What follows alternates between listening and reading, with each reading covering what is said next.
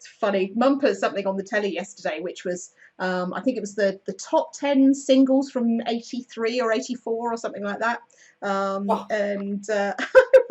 I was telling them all about the 80s power grab. And it's like, you couldn't have a video in the 80s without the power grab, somewhere in the video. Anyway, right, ready to rock? Ready to rock. As will ever be. All right then. Okay. So 3, 2, 1.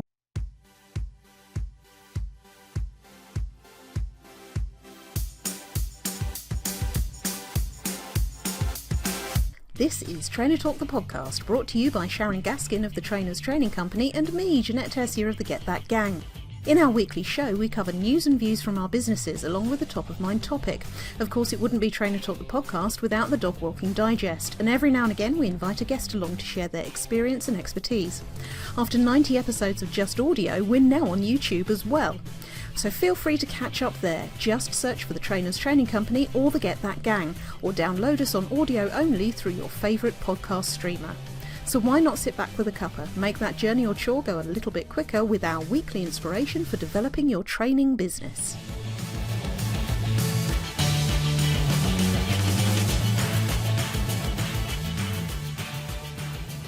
Welcome, welcome, welcome. This is Trainer Talk, the podcast, and we are at episode number 106. So Sharon, how are you doing? How was your weekend? How was your week last week? Tell us everything. Oh, yeah. Well, the week itself was okay. I'm a bit distracted this morning. I'm just going to be perfectly honest because, we believe in being honest on the podcast, don't we? We do, so, absolutely. Just had a little bit of a setback obstacle on the house front, which is just reared its ugly head. But actually, it hasn't just reared its head. This has been going on ever since the buyer put the offer in for the house. It finally sort of, come to pass this morning. So there've been various emails and phone calls flying backwards and forwards, and I'm like, oh, I don't want this on a Monday morning. Yeah, it's not a brilliant way to start your week. It has to be said, but it's not really. Yeah. It really isn't. So a little bit distracted really about the thought of either, not selling or spending more money or all the rest of it, and I don't know. I know. But my thoughts on this, and I might get quite ranty about it. So I don't want to divulge too much information, but there is a sticking point, isn't there? There's a sticking point in the sale. And to my way of thinking, it's not actually your responsibility to sort it out, but your buyer seems to think that it is. And I'm taking quite a hard line about it, particularly as it's a seller's market where you are at the moment. And, it's not shirking responsibility. It literally isn't your responsibility. And yet this person is using it to try and get some significant amount of money off, which I think is just outright cheeky. But there we go.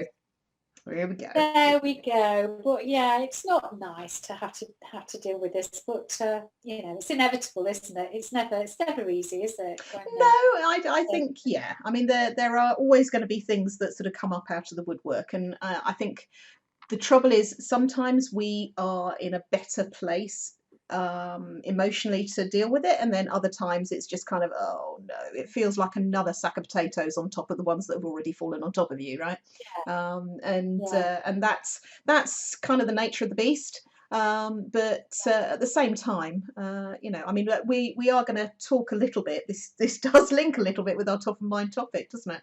That we'll be talking about a little bit later on. But I think we'll see after the end of today, because you've got a few things in play that will hopefully give you a little bit more information about the overall bone of contention. So indeed, we're being all mysterious. So a little bit. Yeah, it's a little bit distracted.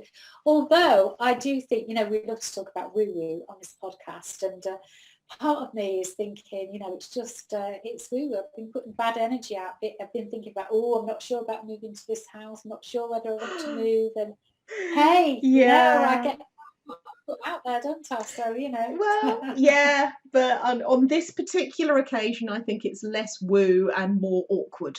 Yeah. I think it's this other person's, the buyer's energy, that is putting the spanner in the works. But anyway, Yeah. anyway, Anyway, apart from anyway, that, how was your week? How was your apart from weekend? that, last week was a bit, had to sort of try and think about what I was doing last week, actually. I know, obviously, it was the second week of the Modern Membership Yeah. Programme, and last week we were talking about tech and all the, because tech can really be one of the things that really puts people off. And Hmm. a lot of people have great ideas for, running a membership, and they can think about, who they want to serve, and they can think about the content that they want to put in their membership and all that stuff, and Hmm. the community and all those things. And then they go, oh, so how am I going to do that? And so, I need a website, and I need a kind of membership platform, and I need this and I need that. And then quite often the idea doesn't go any further. So I've been trying to help people sort of untangle the tech mess, a little Yeah. bit with your help, because you Yes. came in the catch-up session Yes. just now, didn't you? I did. I So popped in after my morning workout, which we're now in England. We're back inside now. For anybody that doesn't follow the podcast or isn't aware, my gym is a class-based gym, so we haven't been able to open until now, because it's not individual workstations or anything like that. But yes, first one back this morning, so I was quite yay! red when I joined you. Still quite flushed.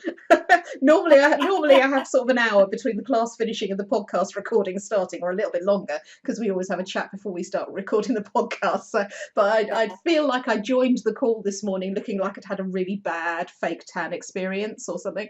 Just very anyway. Yeah, it was good. But you're right, Anyway, tech is one of those things that can really pull people up short, which is why I think it's really important, and we talked about outsourcing most recently in support on the Complete Trainer. I think it's really important to have somebody in your corner that you can ask questions of, which obviously you've got me, yeah, and I have people that I talk when my level of techery geekery reaches its limit. I have people that I can go and talk to try and work things out and get things sorted out, which I needed to do last week. I'll talk about that in a moment. Fun week with tech last week. Anyway, carry on. What else? What else have you been up oh, to? someone else happened. And of course, we had Train Talk Live on Friday, didn't we? So how Yes, can we forget that? absolutely. So yeah. So how did that go for you Oh, on it was great. Friday? It was really good. With a notable interlude for me, that I had a phone call halfway through the second speaker, so I wasn't able to fully participate in the exercise, but I had done the pre-work, so I feel like I was okay to be let off a little bit on that one, because Yeah. I was one of the very few people that did the pre-work. I mean, what is it with the bunch of trainers? We get so frustrated when people that we're training don't do the pre-work, but when we're asked to do pre-work, none of us do it either. But hilarious. But it was great. It was so lovely to see everybody. And yes, of course, it's not the same as seeing everybody in person. And we're keeping everything crossed that our next one, which is due in September, can be the first one back with everybody in the same room and all the rest of it. But who knows with what's going on? I think it's really interesting, just the way that everybody has reacted to the news of this Indian variant, and what that means, and all the rest of it, and slightly different interpretations coming from, depending on whether you're on the optimist or the pessimist side of the fence on Yeah, that. yeah. But anyway, we will know more in coming days and weeks for sure. But it's just lovely just to see everybody and to have little chats. And it was great, because sometimes you can, when the random breakout rooms happen, sometimes you can end up with people that actually you talk to relatively regularly. But all of my rooms were pretty much filled with people that I haven't spoken to for a long time, or people who were new to Trader Talk, which was fantastic, because I got to ask questions of people that I haven't seen or met before, and find out all about their business, and then help them hopefully in the online clinics in the afternoon as well. So it was great. But fabulous couple of speakers as normal, weren't there? So lovely Yeah, Emily Hill. absolutely. Yeah. Yeah, yeah, Yeah, yeah. so gorgeous Emily Really Hill good talking day. about copywriting and that kind of thing, and then a little play around with an app called Mural from Christina Gadd. So it's good. How did you Yeah, feel yeah, it it was went? good. Yeah, really good. Although, again, in the spirit of honesty, Go on. I am just I just wanted to go back to face now. I'm just Yeah. kind of like, Yeah. just like the virtual thing is just, it just doesn't fill me with the same joy. I mean, it's Yeah. still really, it was a Yeah. great day and everything, but Yeah. it's just that bit missing for me now. Yeah. Really Totally. just, Totally. We need to get back to hugging for sure. And even if it is, hugging with your face moved to one side and minimal yeah, contact and all the rest of it, we need it back again. We really do. So definitely keeping everything crossed for yeah, September for sure. yeah. And the the carnage that may well ensue. We've had lots of sort of Thursday night clubs and wine o'clocks on Friday, and people talking about, oh, maybe we should arrive a day before. Maybe it should be 2 days before. Maybe we should go to somewhere completely different so that we can all get all the messiness out of the way and then go and be sensible grown-ups at Train to Talk Live. Who knows? Who knows? But I Who think, knows? Who knows? I'm with you. Really, really missing the face-to-face element of it. And, So missing it. online is my life, as we know.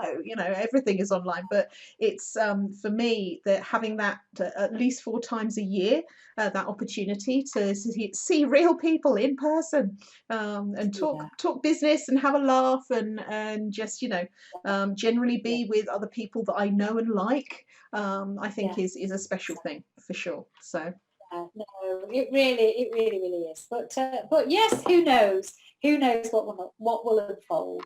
Before September. A lot of people have been asking, and going, "Oh, when can you decide? What yeah. else?" I just don't know because No, we don't well, know. Do we? it's not your decision, really, is it? I mean, in No, terms of, you need, obviously the government, but also the venue to say yes, we can, have a gathering of yeah, that size, because it's at least 50 people.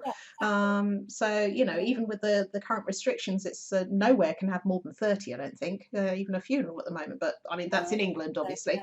Who knows? I think that there is now more than ever. There's confusion about what you can and you can't do anymore. But I think everybody's kind of been hanging on for, particularly in England, this June 21st date of, right, that's it. Everything's back to normal.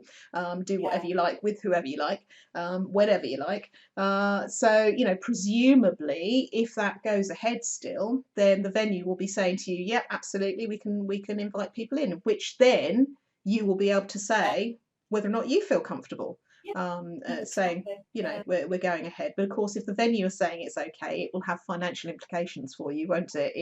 If you well, decide not exactly. to. Yeah, So my assumption is there would be no reason why you wouldn't, say, yeah, we're going back to in person, because we've got to jump on it and bite the bullet and find other cliches for it sooner or later. So yeah.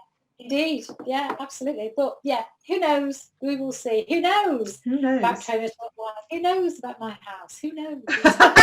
Oh, the universe knows. The universe knows. The universe knows. Okay. One thing I do know is that Raf beat Djokovic yesterday. Oh, wow. I'm surprised you're not happier than you are then. Come on, does that not trump everything? Does that not just It make really all does. the sunshine come out? Oh Oh dear. yes, very pleased about that yesterday. Good. And yes, roll on, Roland Garros. Hmm. There's a mouthful. Yeah. Yes, of course. Is the tennis calendar kind of normal this year or not? Kind of, Yeah. yeah. Apart from the fact that there's still some events are still really not having crowds, and they're certainly not having full crowds. I mean, Yeah. they did in Rome yesterday. They did have a sort of hot, maybe I don't know how many people were there, but there was, it Mm. wasn't full, Yeah. and people were spaced out. But at least they did have a crowd. Whereas in Monte Carlo a few weeks ago, they have nobody. Okay. So it just depends on each event. Yeah. So. Yeah. And I find it really weird watching tennis without a crowd there. Mm. I don't like it. It's just really odd, Mm. very odd. When it must be really hard for the players as well. Yeah, definitely. I mean, especially, if they are used to using the energy of the crowd to sort of, pump them up and get them going, which obviously the top seeds absolutely do, don't they? Yeah, They know how to get the crowd on side, or to use that energy, whether it's for them or against them. They know how to yeah, use it in their favour, don't they? Because as yeah, we have said before, it's all mindset. When you get to yeah, sort of the top, probably what, 50, would you say? Yes, that there Oh, are differences absolutely. in skill, but they're minuscule. Yeah, It's more yeah, about mindset. Yeah. yeah, absolutely. Top 100, I'd say, Yeah. actually. Top 100. They all hit forehands and backhands and volley and serve and all the rest of it, but the difference that makes the difference is what's going on up Yeah. there, really. Yeah. Absolutely. For sure. So yes, I'm very, very happy with that little outcome yesterday. Oh, well, there we go. Focus on that. Don't focus on other silly things. Focus on that. Well, indeed. Yeah, yeah. Brilliant. Indeed. And what about your week then? Well, as I have already alluded to, last week was a tech experience week. Just ever so very occasionally, things don't go the way they're supposed to. We're talking, websites and those sorts of things. So outside of that, and obviously Trainer Talk Live we've talked about, so that was a big highlight of the week. Various conversations with people and other bits and pieces going on, and planning some stuff that I'm going to be doing, which we'll talk about in a minute. But the tech issues were for somebody was porting their website over to my hosting and then planning to replace some of the background stuff that they've got with better stuff that won't fall over, because their website was creaking and groaning and going incredibly slowly and sometimes just not loading at all, which is no good for a website, really. So we got it all ported over, but it just kept crashing. So without going into too much detail, if I am taking over somebody's hosting and they still want changes to the website as well, I will build what's called a staging website.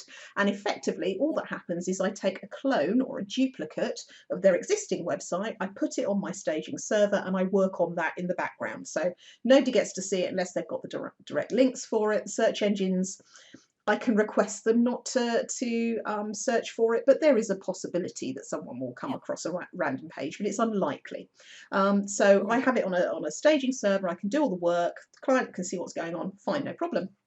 This particular website had clearly had some code at some point, whether it was added through a plugin, which we think is most likely, or something else. Somebody else somewhere had done something to this website, which effectively meant every time we tried to make any change, it wouldn't accept the change.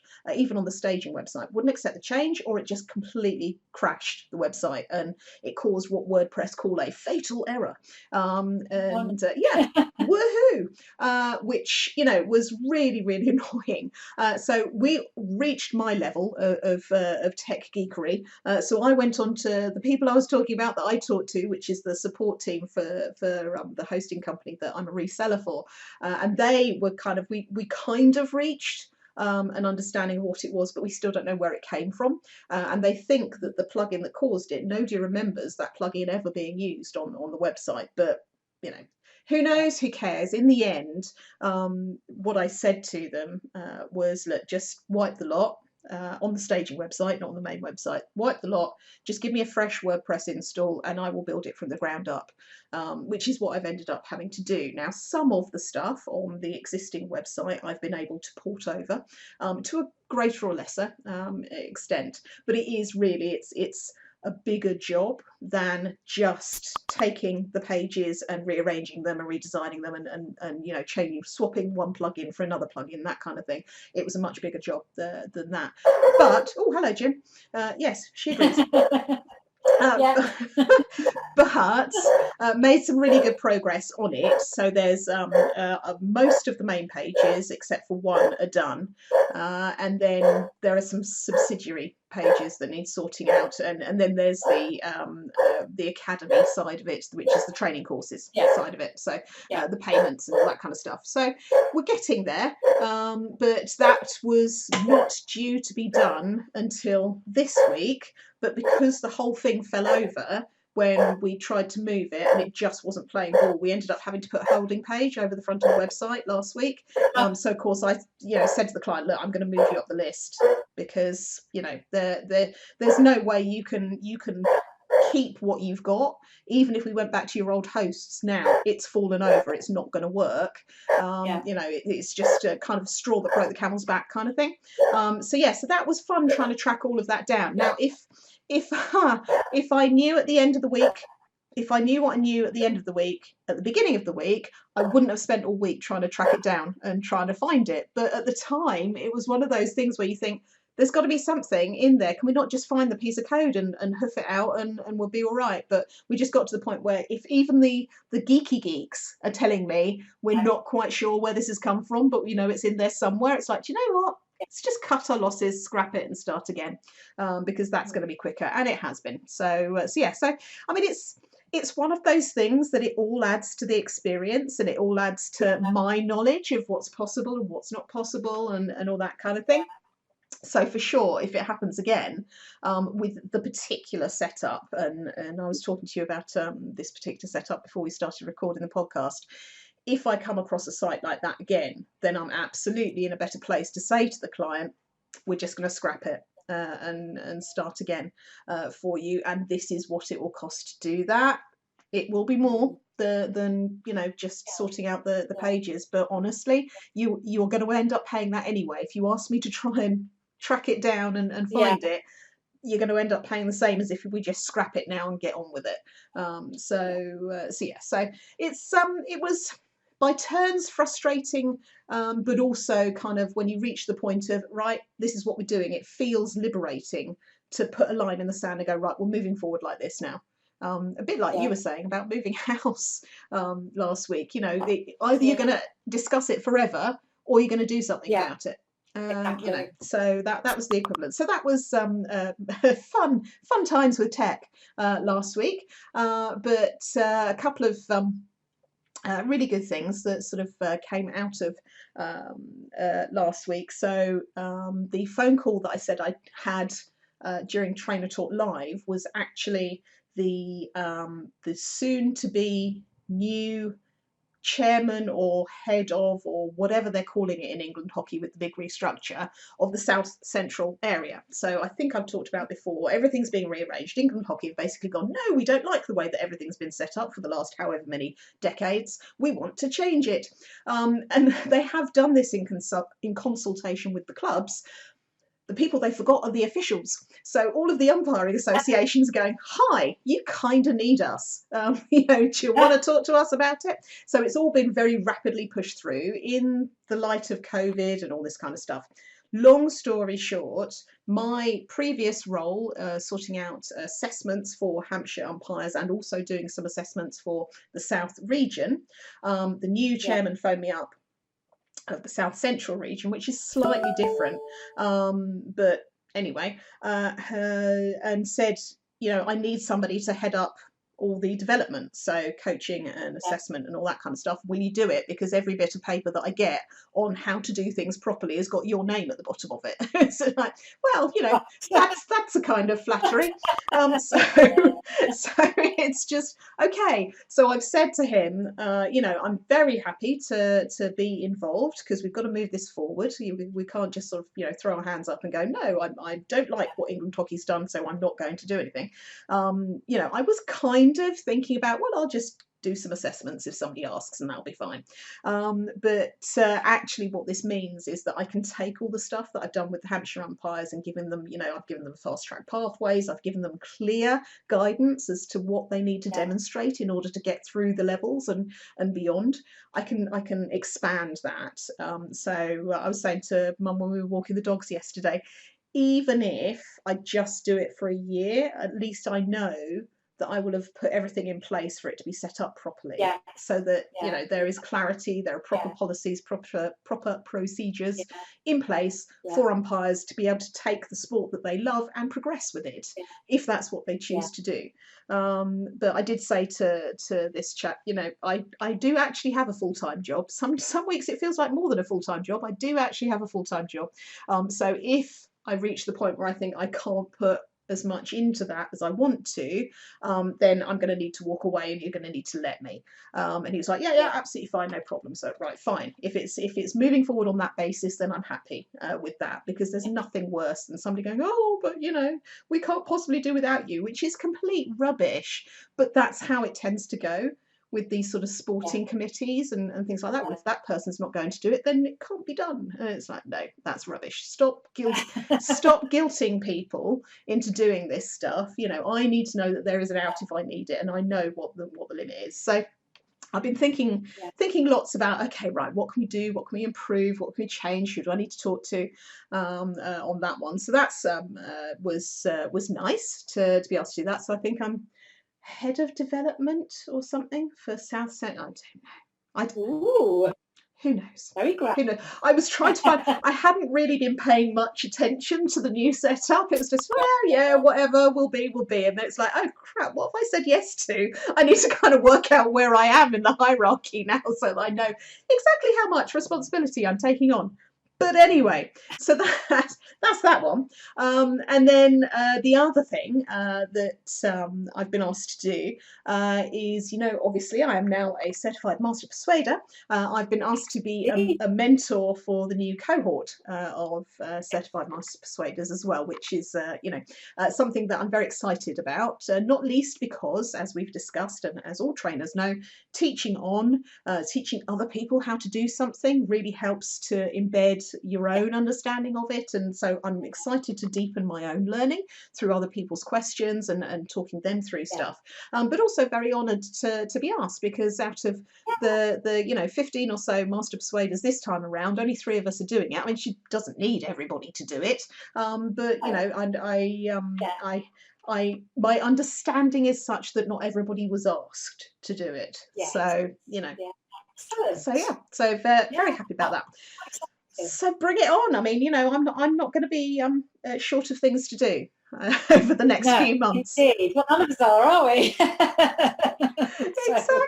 Exactly. So yeah, so that was my week. So should we move on to top of mind? Are we ready to go there? All right. So our topic for this week is entitled improvisation, but really it is around understanding that we set ourselves, I would hope, goals or targets or vectors or something that we are progressing towards in our business. We want to get to a particular point, even if that point isn't necessarily very clearly defined.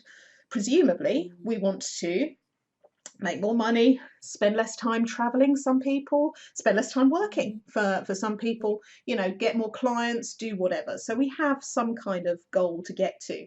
And the reason that we're talking about improvisation is that I think it's very easy sometimes to be fixated on the specific path or journey to reach that goal, to the extent that if we get knocked off of that path, we kind of give up on the goal altogether.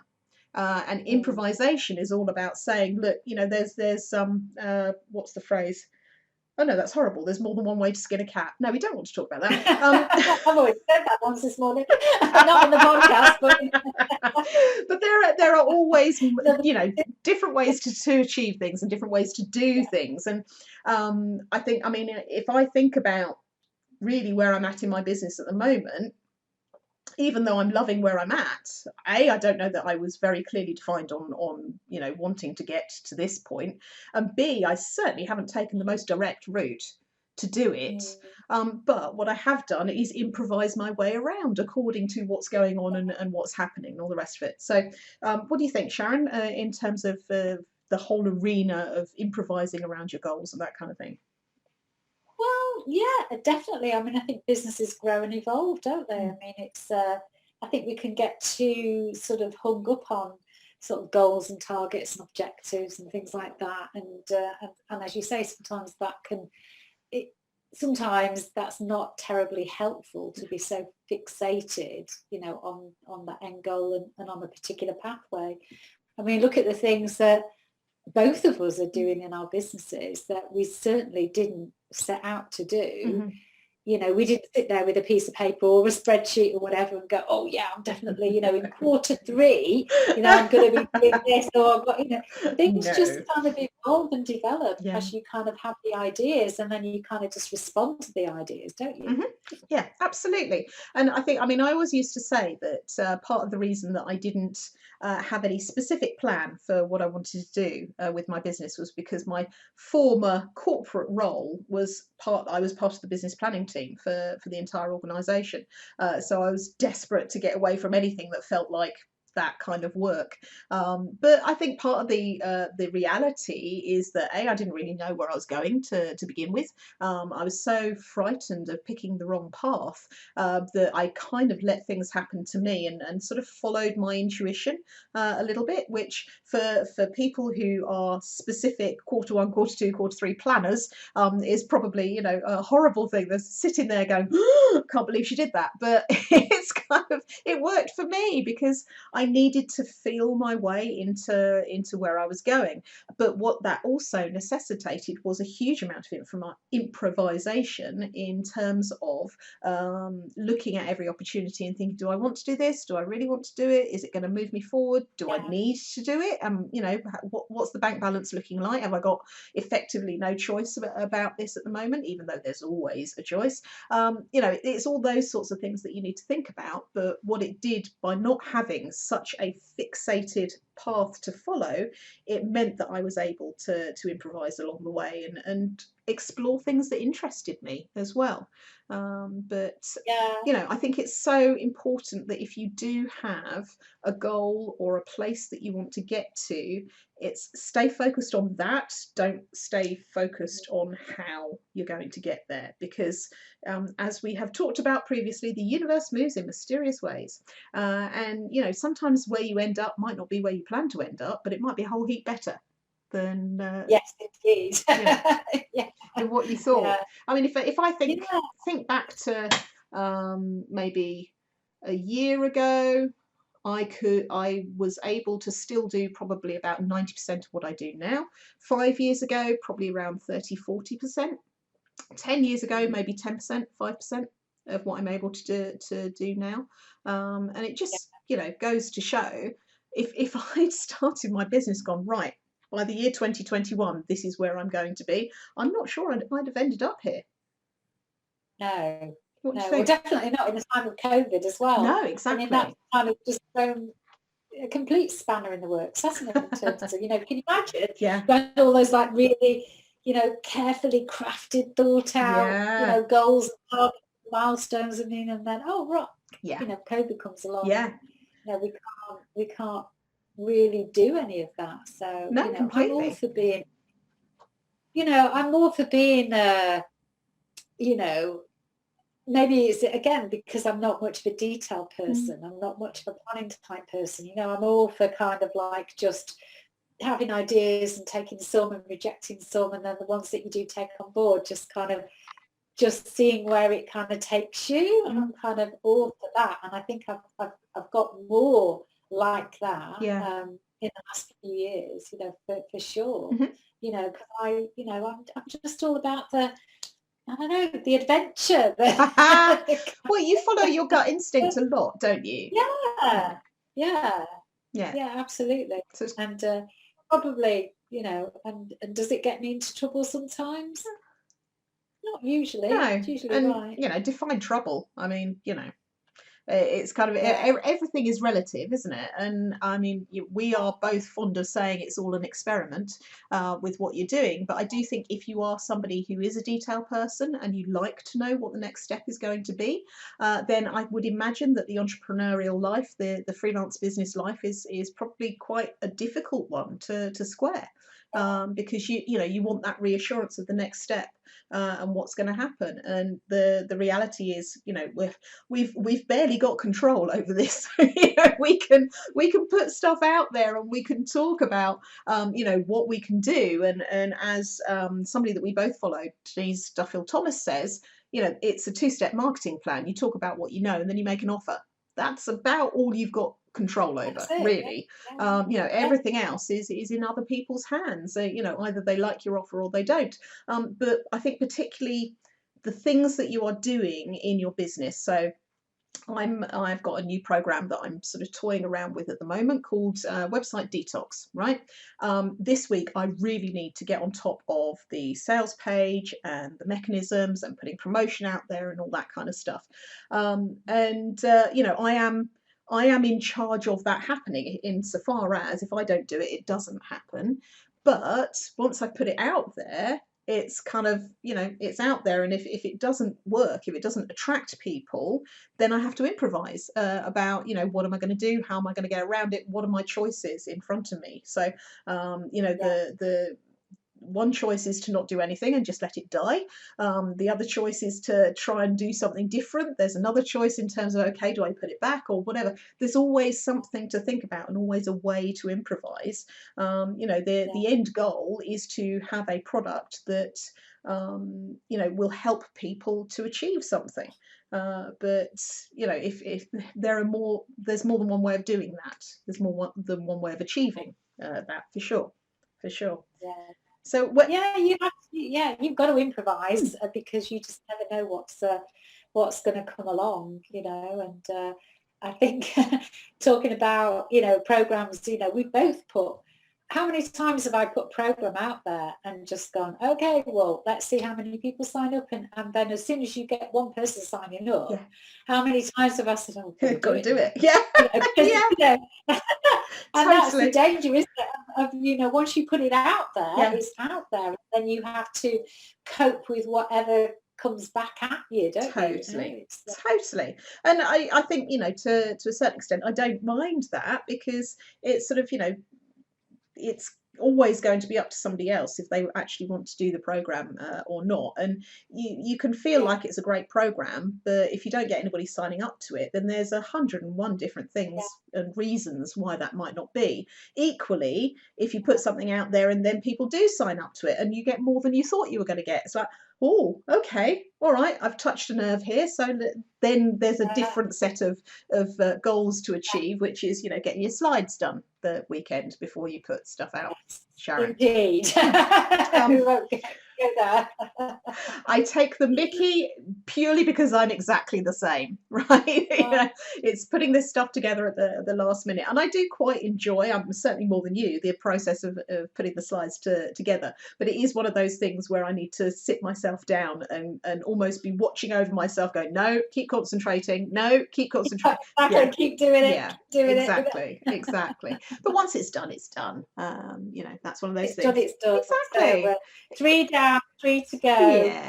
Yeah, quite. Exactly right. But yeah, we all, I believe, need a healthy dose of improvisation or the skill of improvisation in order to deal with, what's going on. And I think that's especially true if you are running your own business. It's almost as if we have to cope with everything else that's going on in our lives in combination with what's going on in our business, because a lot of us work from home and therefore family life, the separation of home and work and all those sorts of things is a bit more blurred than it might be if you were to go to an office or work for somebody else. And certainly I feel that running my own business, I have more control over how I interact with other things going on in my life. But I don't have that convenient excuse of, well, I can't because I'm working anymore.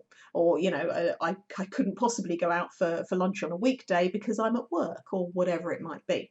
But yeah, I think it's having that level of improvisation enables us to cope with other things that are going on, and then come back, and if we can stay focused on where we're trying to get to or what we're trying to achieve, then we can find a different way around it. We can find a different way to achieve the same outcome, and I think that's kind of the main point to underline from today's topic. Yeah, groovy. Absolutely.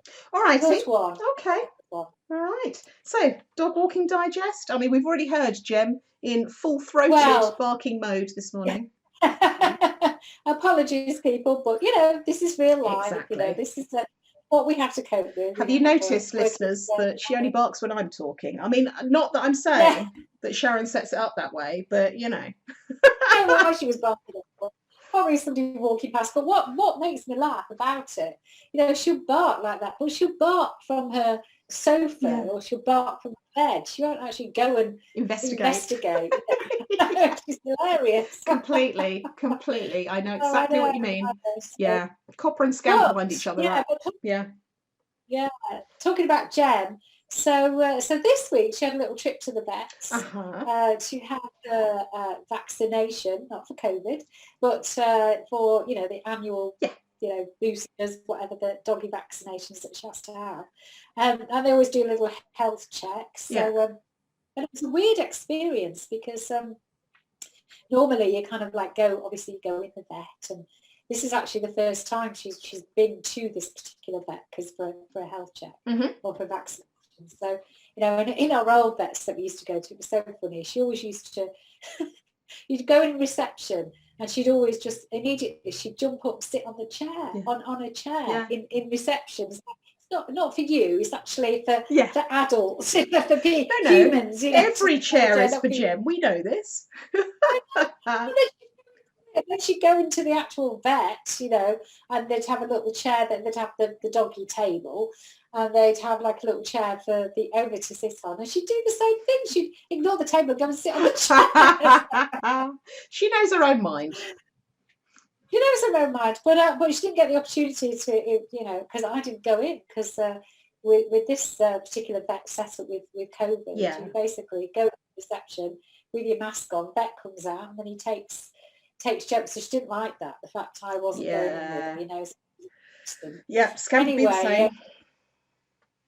so she's a bit nervous, a bit reticent. But anyway, then he comes back out then with the verdict and basically said that he couldn't give her vaccinations until she'd had a course of antibiotics. So for basically one lot for, as he described it, this business where she's been falling over, her legs just give way. He said he reckons that is age-related arthritis.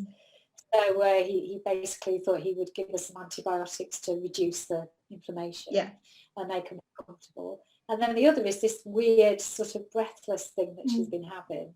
And he said he doesn't think it's a heart because he checked her heart and it's really strong, which is good news. But he listened to her lungs and they were a bit crackly, as he put it. So he thought it might be some kind of bronchial related infection. So he wanted to try on these antibiotics, and then if it cleared up, then she could have the vaccinations next week.